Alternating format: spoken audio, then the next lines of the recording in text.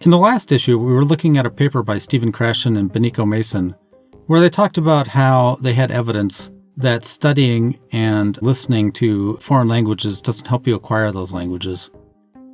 And they referred to this paper that I'm talking about today. Can second language acquirers reach high levels of proficiency through self-selected reading?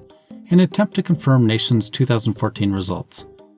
This is again by Mason and Mason.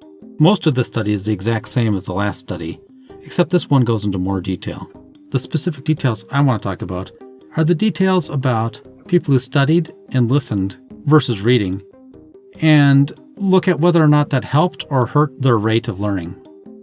On Table 7, one person of particular note is Nakano, who did 239 hours of listening with 300 hours of read. So you would expect, since he spent so much time listening, that his rate of learning per hour read would be about double what you'd expect for somebody who only did reading.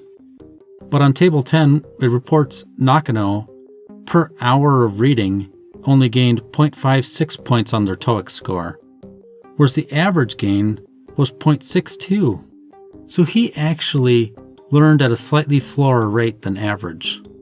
So it seems, at least for this one person and whatever he was listening to, that listening did not help him to be able to understand English better. Not clear on whether or not that's because the listening he was doing wasn't helping, or if this person is a slower learner, since it's really just one person they're looking at. Fujita did 500 hours of studying, but only 300 hours read. So you would expect, where he studied more than he actually read, that his rate of learning would be about double or more than the average. But if we look at Fujita's points gained per hour of reading, it's only 0.42.